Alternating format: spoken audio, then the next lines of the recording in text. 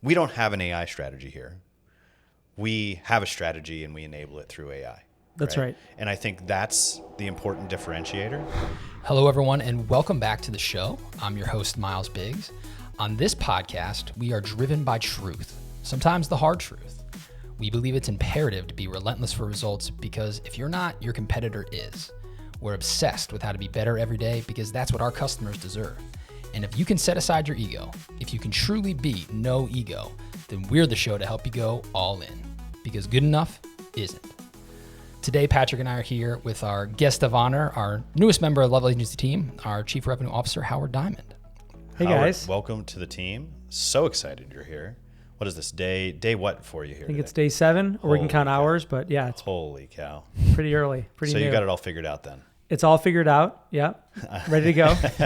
Ready to go. Closed 7 deals already, one for each day. That's perfect. Yeah. That's right. Perfect. I think, I think everyone would love to know kind of a little bit about your background. Yeah. Kind of what brings you here. The story. The Yeah. Howard Diamond story that is now the next chapter. It includes Level. So Right. what brought you here?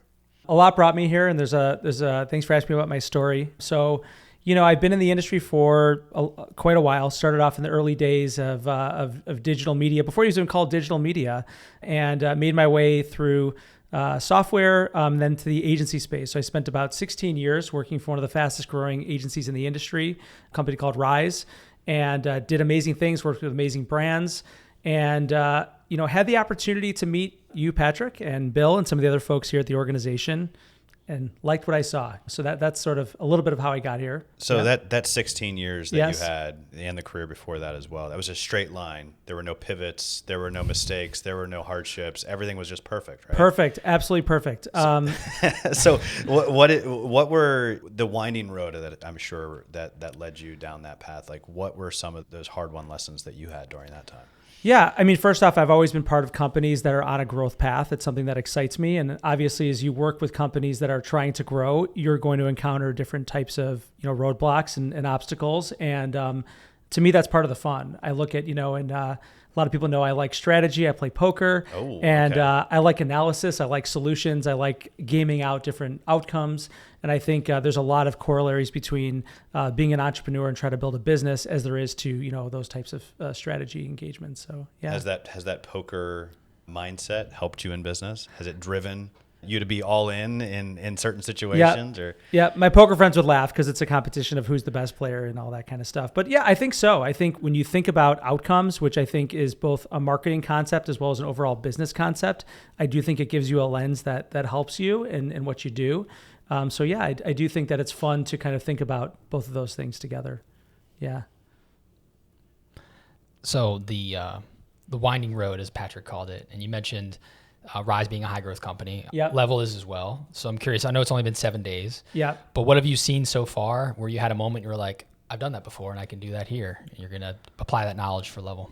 Yeah, it's a great question. I also think that I'm seeing a lot of things, and I'm also recognizing some of the moments that I experienced where, you have more work maybe than you have time in the day to deliver. And, I think the experience that I have gives me some perspective to be able to have calmness in some of those moments where not everybody may be feeling the same, and try to remind myself of those things too. That's kind of the fun part as well.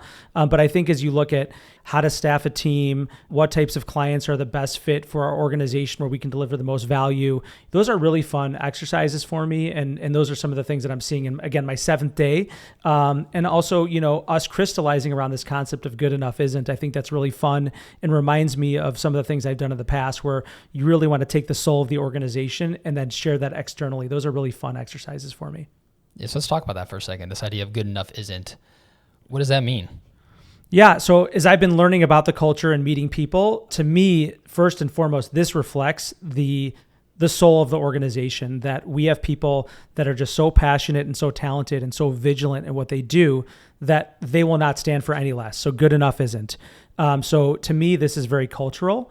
And to me, this connects to this idea that I've read about in some of our other literature and talking to people of this idea of epic wins, that we're not just trying to hit that 10%, ROAS goal or X number of new leads. We want to deliver these epic wins, things that are case studies, and we're going to be relentless and vigilant until we achieve that. And I think while everybody says that, having that mindset and having the motivation and talent to do it is a different story. So that's really, stood out to me in my first week. I'm always inspired by someone like yourself who has done just amazing things in their career. Thank you. Appreciate it. And you got to such a, I think a really phenomenal spot. And I know you're really, really proud of all the work that you did.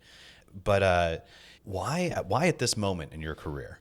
Why, you've reached the promised land that a lot of other marketers would look at and be like, and a lot of other sales folks would look at and be like, man, I would love to have your old job, right? And you're like, no, good enough isn't. I'm going to go to the next thing.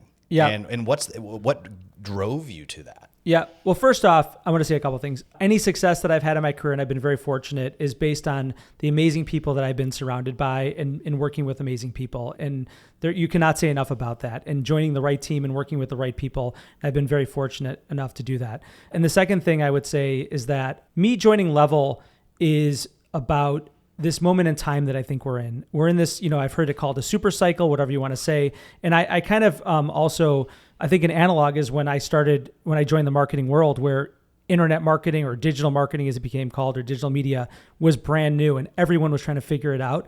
I think we're in that moment now again, times, a big number. A million, this right? is a super cycle beyond, and Google talks about it that way and others. And to me, when you're in a moment where brands, these amazing organizations that are delivering awesome services and products, globally, are seeking guidance and help, what I saw in Level is a company that understood where this market was going and is starting to orchestrate solutions around that. And not only, I would say both internally, so how you operate the organization, and externally, the way that AI is being used in media, in findability, and those sorts of things. So those were some of the things. And then people. I mean, again, you cannot state enough how important it is to have the right people around you. Yeah. We're super excited to have you here, and, I just, again, kudos to you for saying, hey, I did it once. Now I'm going to go and I'm going to do it again. I like doing the hard work, and I can already see in the first 7 days your willingness to roll up your sleeves, get into the muck, figure it out. And it's exciting for me. It inspires me every single day. I see it as well, because that means, I want to work just as hard, if not harder than you, right? And you set a pretty high bar, and I love that. I appreciate that. And, part of my goal is to also coach, mentor, and raise other people up and help them achieve their personal and professional goals. And again, this seemed like an amazing organization to do that. When you look at people and they say, I want to learn more, I want to achieve more, those are the people that I want to be around. And it's been a great first week. I want to go back to what you're talking about with epic wins and client work. And I think when a lot of people hear Chief Revenue Officer, the immediate image is new business and future clients. I'm curious to hear from your perspective, how do you see yourself and your arrival at Level affecting our current clients? Yeah, it's a great question. And I think a lot of people think about chief revenue. They think about sales and accounting and that sort of thing. When I think about growth, I really believe that it's the goal of the growth team to help articulate the innovation that the organization is sitting on and what they're doing for clients. And that way, if the growth team is doing their job, yes, of course, there's a big emphasis on new clients and helping those clients find a partner, et cetera. But there's a massive benefit that existing customers should have as well. Because again, part of my job is to help evangelize, amplify the amazing work we're doing. Not every client knows that we do everything that we do. We're going to have more content. We're going to have more engagement with partners. And that innovation is going to seep into multiple aspects of the business. So that's how I would say it's not just about us, winning business and that sort of thing. It's about innovation and amplifying that knowledge to our existing client base as well. And in terms of innovation and that super cycle, AI obviously plays a huge role in that. Yeah. What's your vision for how AI innovation is going to be a fixture in the Level growth strategy? It's a great question, and I'm still hoping to continue to learn, partnering with Patrick here and others in the organization. What I like about what I'm hearing so far about AI in terms of how Level's approaching it is that there's going to be a lot of companies out there investing massive amounts of dollars in product. You're already seeing it.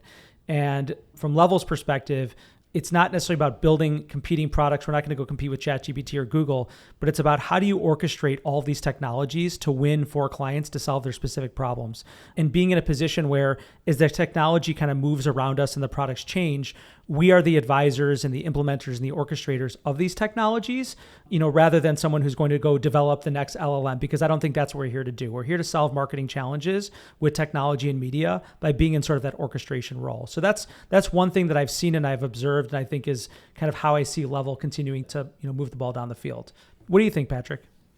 Oh, I mean, I completely agree, right? So, the three types of companies, you and I have talked about this, companies that are inventing the technology, then companies that are adopting the technology, and then obsolete companies that are going to go out of business. And so it's, for us, we think it's super, super important for us to become that emerging AI organization and really implement AI into everything that we're doing. But in folks that hear me talk about this a lot, but, we don't have an AI strategy here. We have a strategy and we enable it through AI. That's right. And I think that's the important differentiator. I think a lot of people are putting lipstick on a pig right now and saying AI enabled, plastering AI in front of what they're doing. That's right. It used to be data driven, right? And before that, it was internet. Correct. We're an internet company. Correct. No, you're a company that leverages technology. Correct. Right? Right. So, and I've said it before, I think it's really important that we look at this technology not as the silver bullet that's going to solve every single problem and is going to come in and do everything, but it's a way for us to really enhance and execute against our strategy. That's right. And I also think that if you look at the market right now, you have all these, large platform companies. We're a media company, so platform companies would be Google, Meta, Amazon, et cetera. They're all racing to offer these AI algorithms, optimization solutions. And if you are simply going to hand your money over to these organizations, which we work with and partner with, then you're sort of giving up your entire competitive advantage without adding some level of optimization and some lever on your own, whether that's data, creative, et cetera, and using AI to orchestrate that and capture some level of competitive advantage is really key. Otherwise, every brand is going to be using every one of these platforms the same, and you're sort of relying on the platforms to deliver your growth. So that's another perspective that I have in terms of how you have to think about, media investment. How do you see the role, that's in marketing, right? And the overall organization. How do you see the role of AI playing out in a sales team and an internal marketing team? I bet a lot of people that are listening here interact with a sales team or are part of a sales team or a marketing team. So as you think about now coming in and applying some of those best practices, building a new team, having that opportunity, the tabula rasa, how do you consider how it might be different going forward? Yeah, and I think AI is a tool that sales teams are already adopting, of course. And I think there's some key areas where, you start off with signals. You start off with looking at, what brands are doing things that align their growth path with your services. So first off, just in terms of finding potential folks to talk to, there's a lot of AI tools out there. I think also when you talk about briefs, when you get those opportunities, and I had a great meeting earlier today with Brad, our head of creative, and we talked about this idea of briefs on steroids. So the ability to sit down with a client and be so far ahead of where you may have been earlier, to move that line so far forward with what you know about them, their competition. I think that's incredibly important. So, and then there's a number of other orchestration type of things in the back end. Let's be candid. When you talk about sales, you talk about agencies, there's this concept of the pitch, the RFP, all those things. And the goal is if we can have technology doing some of the things that maybe take up a lot of time and the intellectual horsepower can be preserved for great strategic ideas, that's what you want. And we're already seeing that, and we're already doing some of that here at Level, and we're going to do a lot more. Yeah. As you are now thinking through this, I'm just curious on kind of what your POV is as you go forward when you think about how clients need to be thinking about buying media, and you're going to be on the front lines working with folks. Kind of what are you thinking as you go forward on what the best practice is around media buying for agencies like ours and agencies of the future? Yeah, I mean, I think it goes back to what Myles started the podcast with, which is kind of the truth, and letting data sort of be, we're all sort of rallying around the rigor of data to drive those outcomes. I think transparency is key. A lot of models out there, or a lot of buying models I think you were referring to earlier, have some less than transparent approaches to them. And I think brands want to know how much of their dollars are going towards working media, how much are going through to technology, how much are going towards spreads and profits and things like that. And I think with all the technology we have, it's an imperative that agencies and media companies are transparent with clients and they know where their media dollars are going. Yeah. So. And that's been a fundamental principle of ours since we started. It's actually one of the bedrock principles that we had when we started the agency. It was no markup on media. That's right. And this came from us working with some of the top agencies in the world as clients. And, it was a double dip.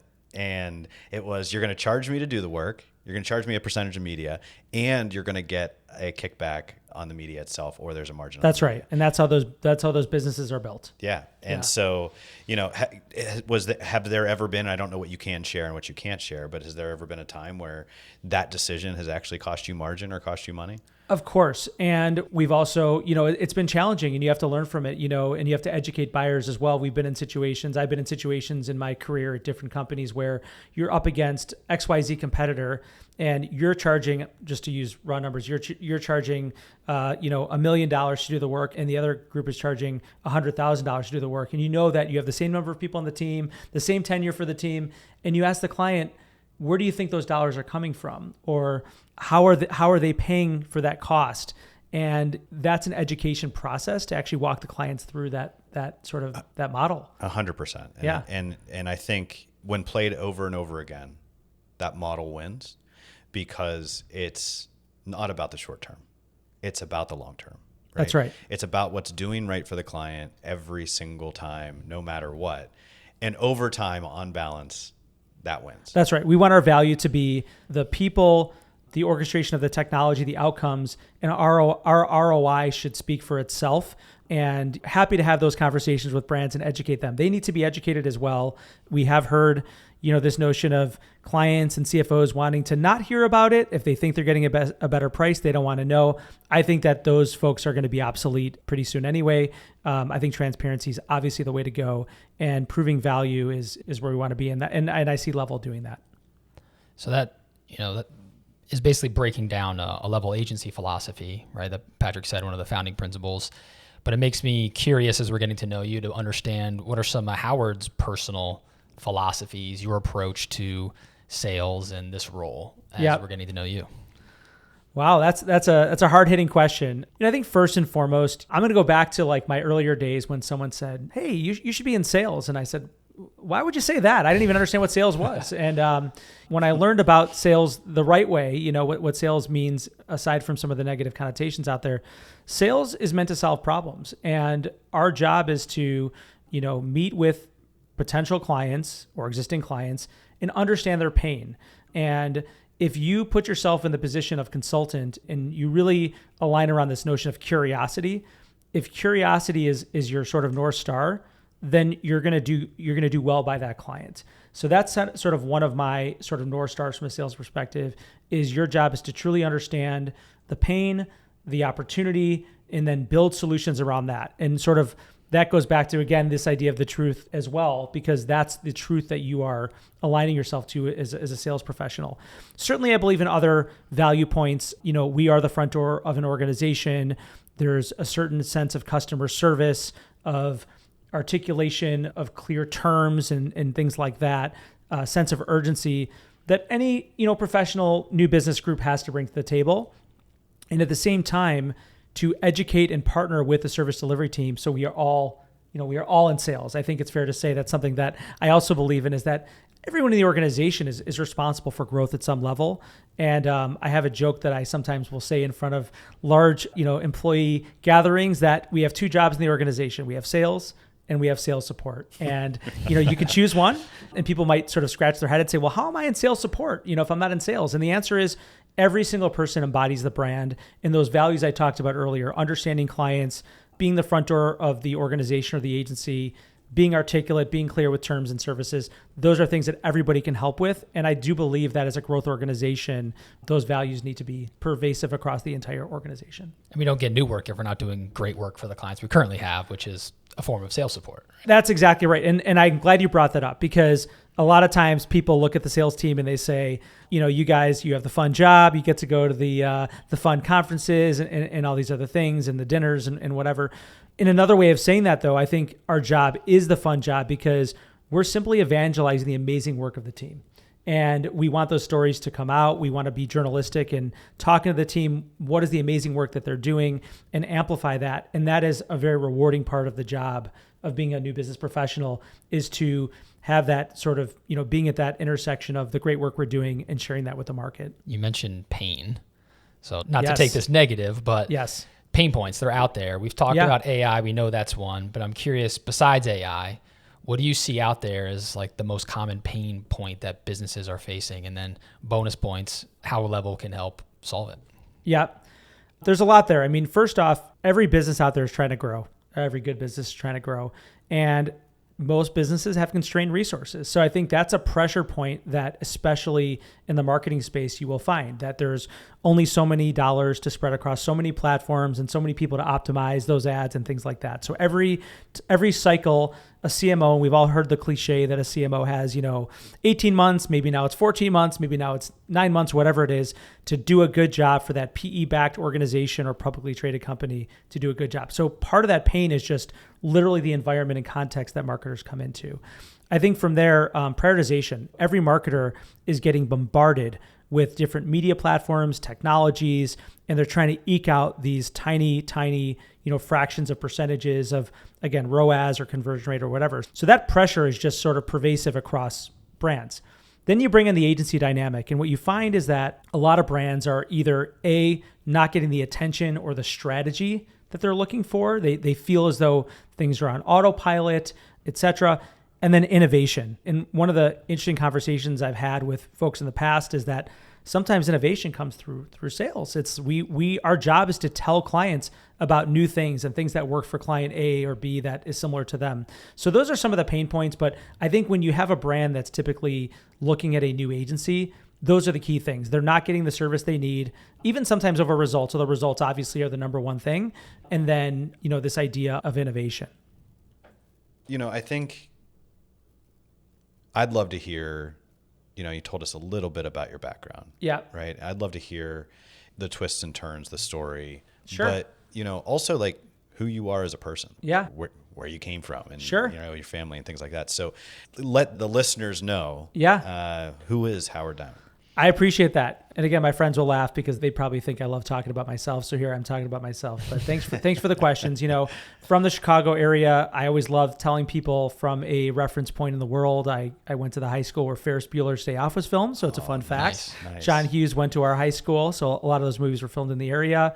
I think it's also interesting to talk about some of those formative experiences. I started in high school working at McDonald's and, learned at an early age how to be of service and how to deliver customer service. I worked there for 4 years. I did openings, I did closings, I was a manager.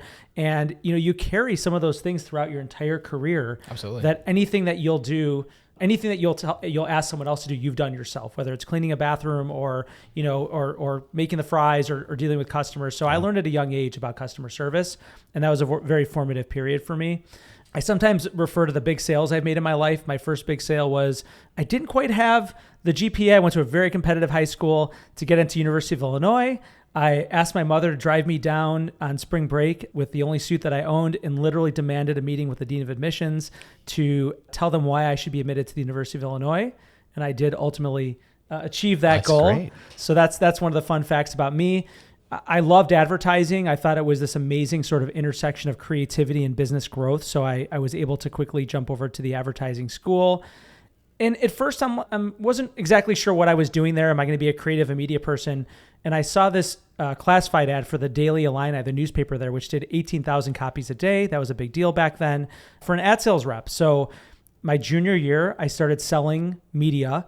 I drove the Daily Illini mobile around campus in Champaign, Illinois, and I would sell ads to the record store, to the bars. And what I learned was the manager had the best clients, and would not give up any of those clients. If you wanted a new client, you had to go get them, but your list was fixed. So what I would do is I would put my business card in any vacant or for lease spot on campus. I would call the zoning board. I would find out who's going in where, and I would get clients that way. So I learned right away kind of survival was based on being, resourceful and aggressive and that sort of thing. So that's how I started my career. Is I started in sales, selling ads for the school newspaper. One of the big pivots was I had this amazing opportunity to meet the CEO of a Fortune 100 company who was someone who had been involved with the school. And he asked me what I was going to do after college. And I said, I'm going to go work for a major Chicago newspaper, and I'm going to go sell ads and have a great salary. And this was at a time where the internet was just emerging. Sure. And he said, have you ever thought about going and doing X, Y, Z? I said, I didn't even know that was a profession. So I went on one of the earlier job boards and I found this company, coolsavings.com, one of the first internet marketing companies. And literally it was the only search result, which is hilarious if you think about it.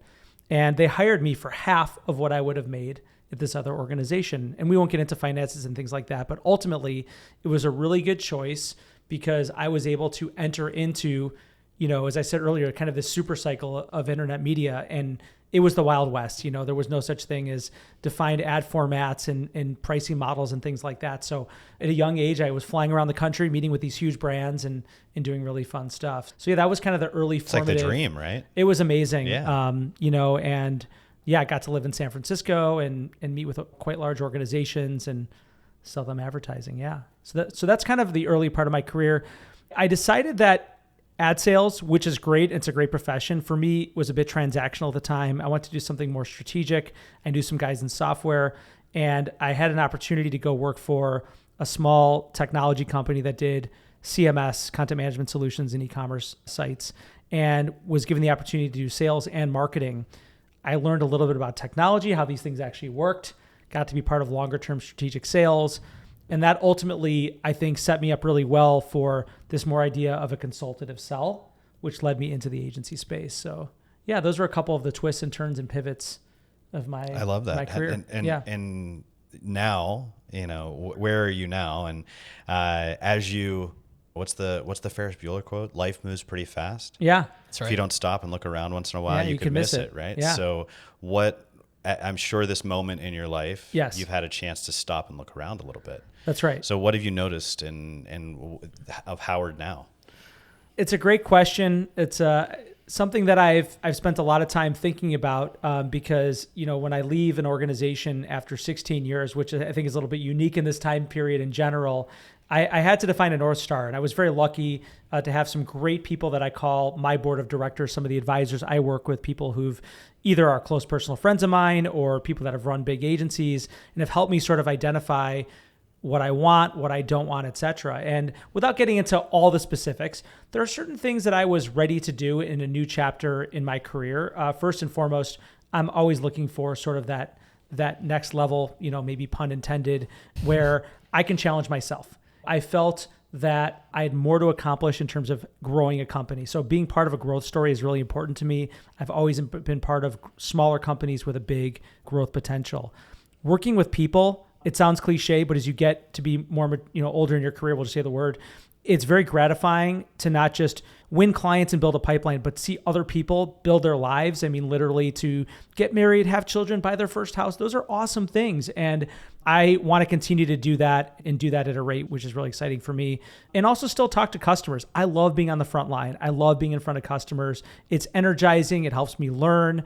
It helps, going back to the idea of curiosity. I was looking for that opportunity, and again, aligned with where the market is going. Clearly, while Level is not just an AI company, the speed at which this organization has adopted AI for both internal operational, sort of use cases, as well as for the external ways we're buying and optimizing media was exciting to me, and the growth path that you guys are on. So those are some of the things that helped me define my North Star and where Level intersected with some of those value points. Yeah, I love that. I imagine going through what you went through in the early 2000s as well, when the internet was just coming out in the wild west. And, those were formative years where I'm sure it was marked with a lot of failures, a lot of experiments, a lot of campaigns that succeeded. So, we kind of hit on this, but what do you think is like a significant failure, a tough lesson from those early years? That maybe profoundly influenced how you lead and make decisions today? That's a great question. I mean, at the macro level, I think, I saw the rise and fall of the early dot-commers, so from a company's standpoint, there were all these organizations with massive injections of capital that then just disappeared. And as a young sales professional, I didn't know how to deal with any of that. I felt that if my clients were failing, I was failing. And I literally, even changed jobs in an earlier part of my career because I didn't even understand sort of, what was going on. I said, well, I better pack it up and go do something else. So I think having perspective on, different cycles and super cycles, I think is very helpful. I think also just learning that not knowing something is okay and it's an opportunity to grow, right? You think, you get to a mindset where it's cathartic almost to want to learn something and, find out you're bad at something and then get better at it versus early in your career, you're sort of scared of those moments and, you're worried about them and have anxiety.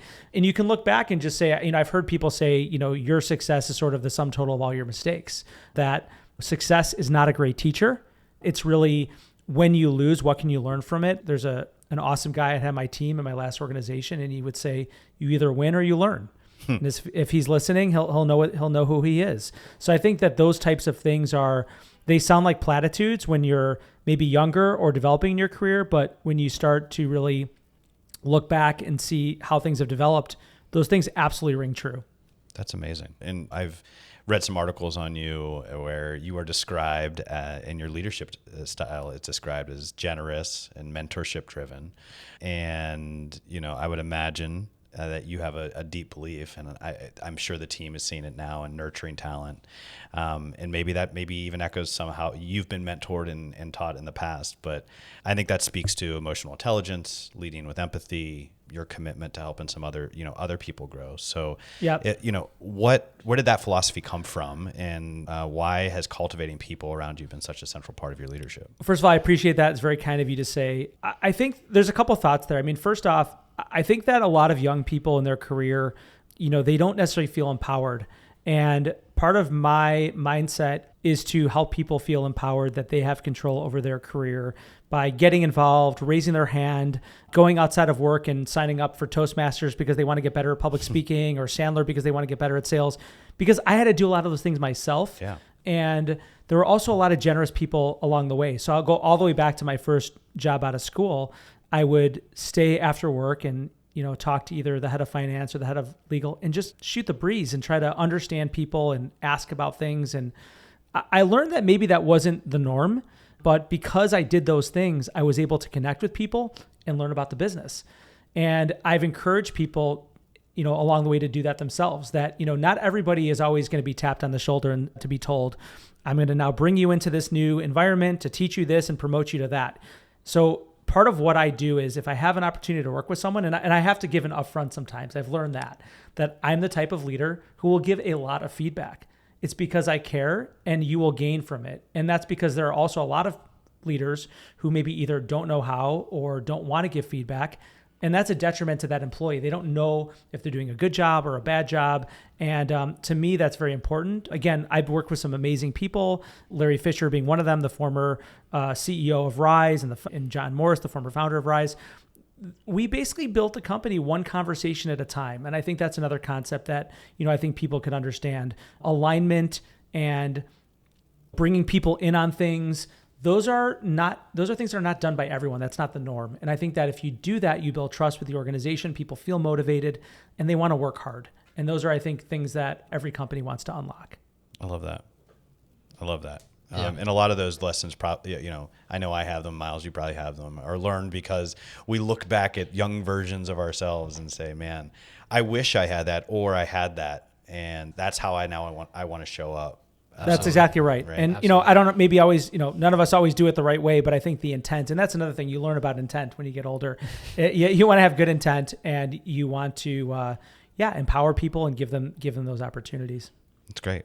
I know you were just in Japan. That's right. And there's a Japanese concept called ikigai. Are you familiar with ikigai?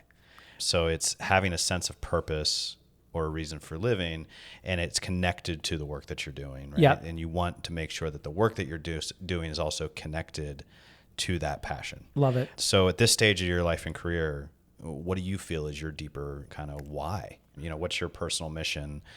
What's fueling you to do everything that you do? Maybe work, maybe life, but what's fueling you right now? It's a great question. First off, I have a beautiful wife and 2 amazing children, 14 and 12. Great ages. And even the reason, it's so fun. And even the reason I was in Japan is because my son really wanted to go. And I think also, first of all, life is precious. And as you get older and you get opportunities to do things, you want to be able to do things for your family.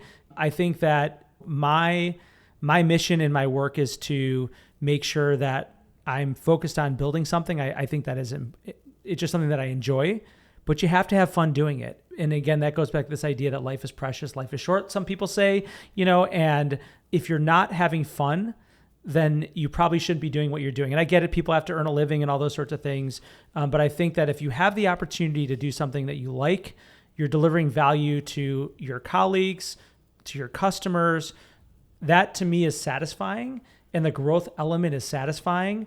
And it also enables me to live my life. I love to travel. I love to play poker. I love to see live music. I love to hang out with my family and encourage them to do all those things as well. So, or the things they like to do rather, of course. I'm now learning that I am the 4th level down in my household. Of course. Yes, of course. Yeah. And, that's what I'm focused on, is making sure that my family has all the opportunities that they want to be. I bet you're a really good chauffeur.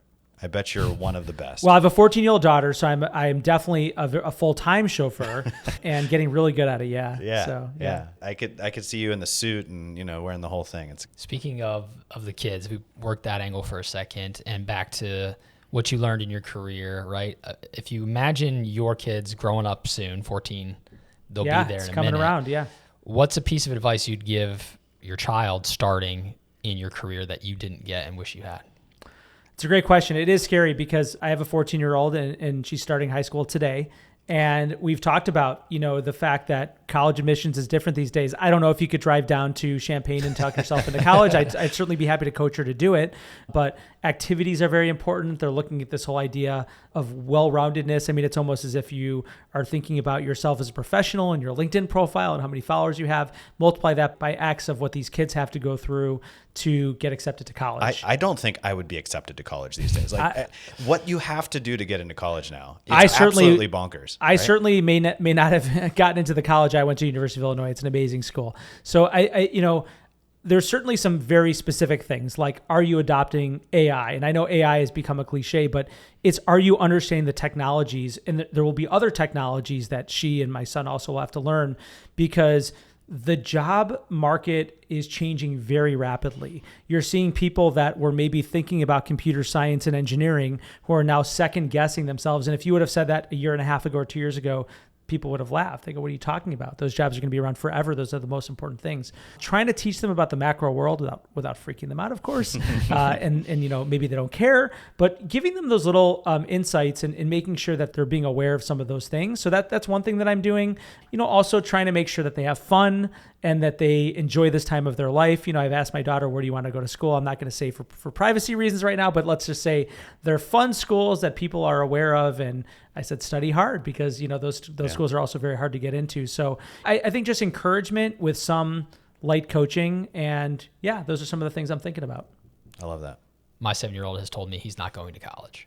He's already said that at 7, so we'll see what battle that becomes. Come on, in how many? He might not need to. 11 years, there might not be college. That's right. That's right. We're all going to be at ChatGPT EDU. Right, ChatGPT University. Well, I think that's the big thing, is that the constructs that we have at our ages and our lifetimes where we are could be very different than where our kids are when they graduate high school. So, my daughter said to me, I want to do what you do. And I said, what do you think I do? And she goes, well, you get to go to really fun places and meet with really fun people, and you get to travel all the time. And I said, that's great. Study really hard, because that's business in general. But what I do, working working in my profession may be very different than it is right now. So I think that's something you just have to, you don't want to scare your kids, but you want them to not live in a bubble either. Yeah. Well, and I also think it's important, and, I'll say a few things here, right? So the employees that are coming right out of school and getting jobs at level, holy cow. I've gone to Pitt and Duquesne to do speaking events, and they are just like way further ahead than I ever was Amazing. At 21 years old. Right? Like just running circles around Yes. where I was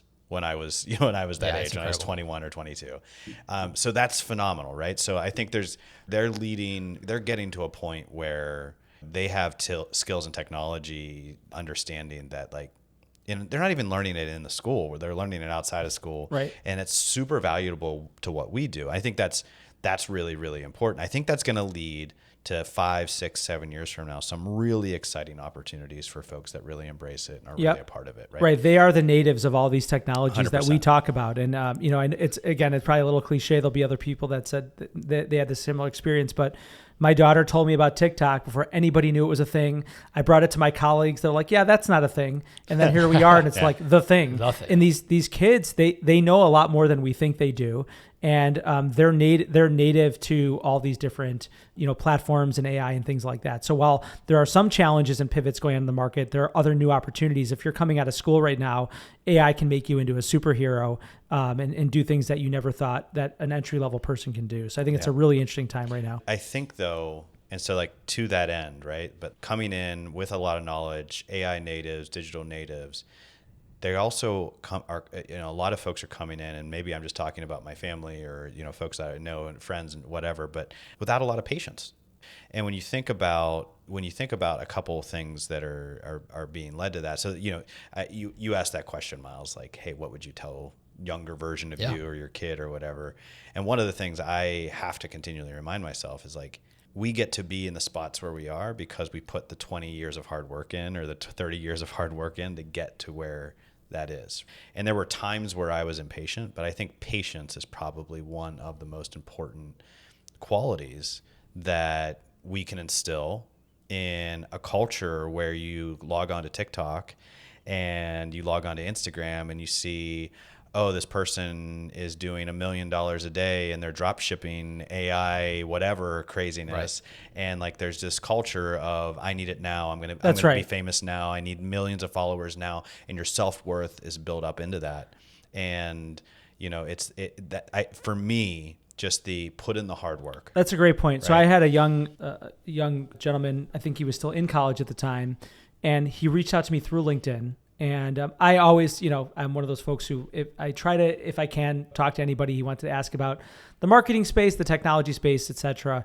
And we went through this whole conversation at the very end. He said, what do I need to do to get there faster? And I reminded him that he reached out to me, a virtual stranger, we had a mutual connection, to have a conversation with me, someone significantly older and farther along in my career. And I said, just keep doing what you're doing. This is the type of thing you need to do. So that idea of patience is critical, and focusing on the behavior and telling your child it's okay to not, you don't have to be a social media star. You don't have to, my son is into theater. We don't have to go get an agent tomorrow and be in movies and television shows. Enjoy your life, focus on what you like to do.